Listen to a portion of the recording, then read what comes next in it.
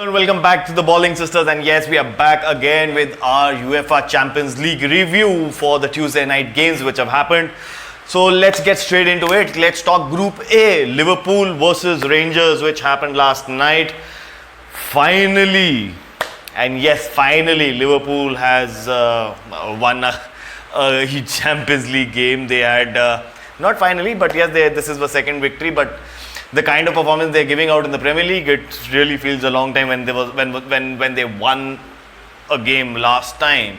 So a 2-0 straightforward victory. Salah scoring a penalty and Alexander-Arnold scoring the first goal in the 7th minute. Apart from that, it was an easy peasy game, which pushes Liverpool to the second spot with 6 points. Napoli leading with 9, Ajax on 3, as Rangers throttle on the last spot with 0 points. Not a lot of effect happening. It was as expected. Liverpool will dominate the game, and that is what they did yesterday. They had 23 shots and 10 on target, so a lot of shots on target in comparison to what was expected out of them. So in this way, it was an easy, straightforward game for Liverpool, and I hope this now goes this form actually goes into the Premier League and they start performing well. I really want to see Liverpool do well in the Premier League. Moving from Liverpool versus Rangers to the second game, where Luciano Spalletti and his Napoli side are wrecking havoc. They are wrecking havoc not just in the Champions League but in the Italian Serie A. They are unbeaten in 8 games, the 20 points. They're unbeaten over there in the Italian league. And here yesterday they mauled. They gave a brutal black, blue, yellow, red Vibgyor thrashing to Ajax. And what I believe this is the biggest ever European loss for Ajax, with the scoreline of 1-6. 1-6 is the scoreline. It all started off, Ajax started off very well. They started off a high-flying game, leading in from the 9th minute, and after that, it was just Luciano Spalletti's masterclass. No matter how much I want to say more about it, I'm lost for words. They had more possession, they had more shots, they had more shots on target, maximum passes, the accuracy was there. Only 1 yellow card, 4 corners, and they were brutal. They were just brutal yesterday. And this has not just happened now. It has been happening for a period of time now. They are continuously repeating themselves again and again. And now I feel they've put out a stamp of authority that going to Naples or the Napoli team coming to any club is going to be a difficult deal, a difficult ask, and a difficult club to beat. They have laid down the gauntlet, going unbeaten for the first 3 games in the group stages. So you don't know what you can expect out of that in the Champions League especially. So going forward, you really don't know what is the next best thing which might happen in the Champions League. So that is all which I have for Ajax versus Napoli. Moving from Ajax versus Napoli, let's go to Group B, where Porto was hosting Leverkusen. Porto, before this game, I believe was on the last spot. They had not won a game. But yesterday, they gave a performance of their lifetime against Leverkusen. Now, what that has done is that has split open this group so badly. It is as split open as you imagine what. It is that split open. But a 2-0 victory for Porto. It was not a straightforward thing, but then when you had in the 69th minute, Porto opened the scoring, and then in the 88th minute, in the 9 minutes, they made it 2-0, and it was the last nail in the coffin for Leverkusen. Even though they tried hard, it was just Porto. I think so 12 shots were the total shots which they had. There were only 4 on target, whereas in comparison to Leverkusen, they had 8 shots and they had only 6 on target.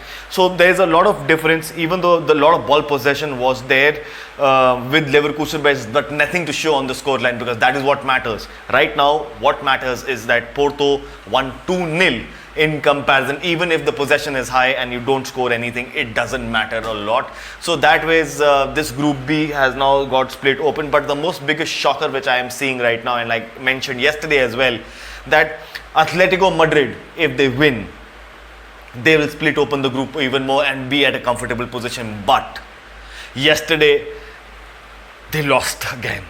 I don't know what is happening at Atletico Madrid. I really don't know why are they performing so low. I really don't know what is wrong with Atletico. They are a top side, but right now they are behaving like one of the weakest links. I don't expect Club Brugge to be at the top of the table, but they are top of the table.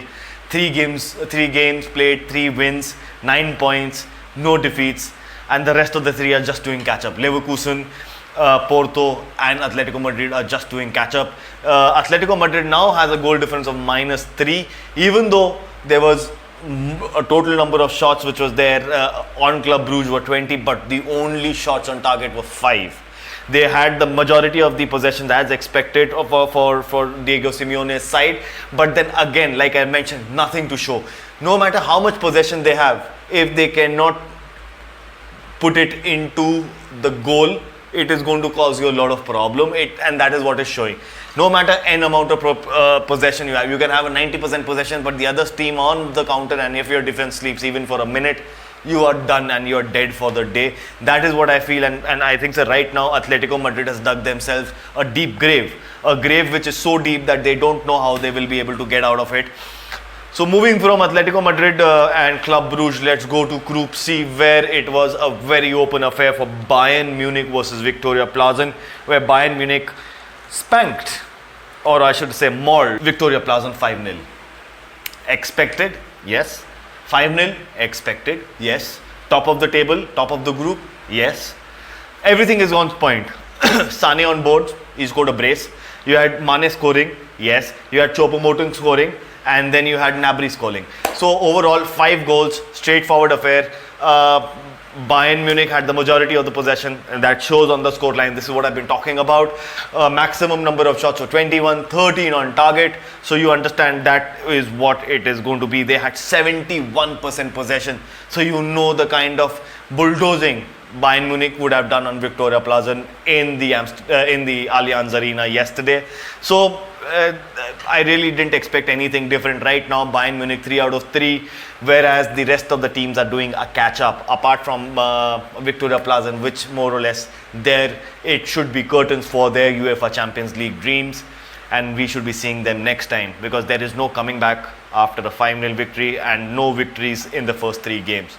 Moving to the second game of Group C, where it was one of the big dogs, 2 big dogs playing, Inter Milan versus Barcelona, with a 1-0 victory to Inter Milan, and a lot of controversies coming our way. Hakan Kalangu scoring in the dying minutes of the first half, but then Barcelona did counter. They had waves of attack coming in. One of the goals did go into the goal, but then ruled out by a VAR because of the handball in the build-up of the game. Apart from that, there were a couple of opportunities where Barcelona fans are saying they should have got penalty, but then there was no intervention of the VAR and and there was no there was no consequences for Inter Milan. And right now, what that does is that opens the group up quite a lot. So now it becomes a must-win situation for Barcelona in the next game week of match day 4, because they are right now in the Europa League spot with 3 points, whereas Inter is now on 6, and Bayern Munich is leading with 9 points. So it obviously is now becoming a do-and-die situation. Losing 2 on the trot for Barcelona in the group stages has not been something which is very, very right. But Xavi and his team did have possession.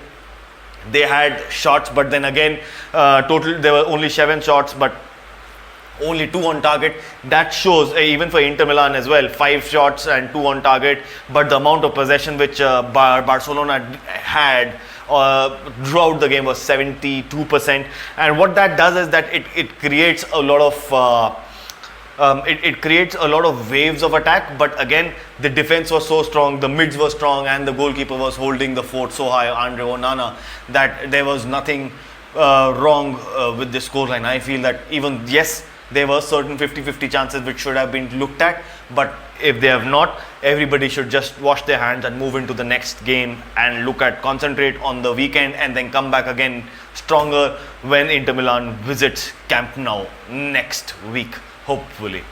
Now going from Group C to let's go to Group D, where Marseille was hosting Sporting Lisbon, who was at the top of the table, and expected a very straightforward victory for Sporting Lisbon, but a huge but.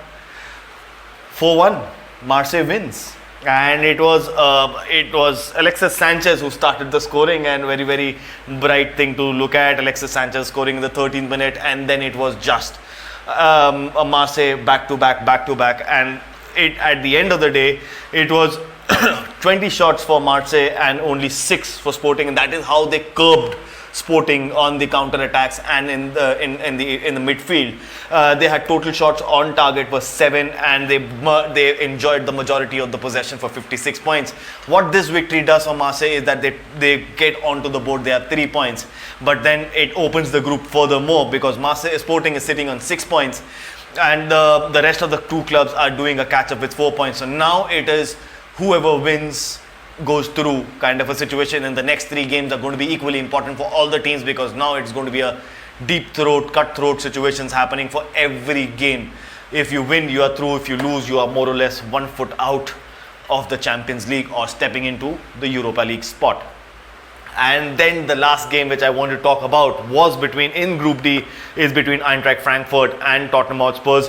Unfortunately enough, it was a drab draw, and Antonio Conte's side was not able to break the deadlock which was there, and they should have won. But the calamity of the situation is that both teams had 10 plus shots, but only on target were 2. So you understand one thing, the final third, how weak they were, but on the contrary, how strong was the defense line is what we have to look at. Such a strong defense line that you are trying to disengage the other attacking team, and that is something which is very nice to see, even though it was a draw.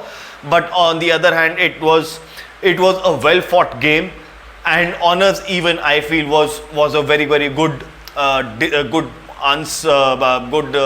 match result.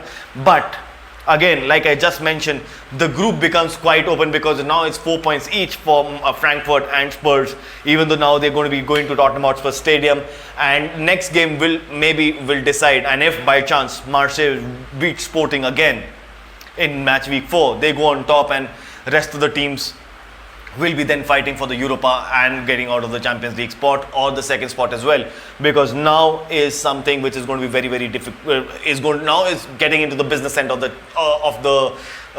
group stages of the Champions League, because now we are halfway through and a lot of more matches to come and a lot of more things. So slowly and steadily, I think so by match day 4 we should have a little more clear-cut thing that who might be going through. But as of now, what I feel is Napoli is going through, Club Brugge is going through, Ballin is going through. That is the 3 teams right now which I feel are more or less through to the round of 16. I don't see them slopping away and giving away this lead from now. So on that note, thank you very much for watching. I'll catch you guys in the next one. Do like, share, subscribe, enable those notifications, and I'll catch you guys in the next one. Adios guys.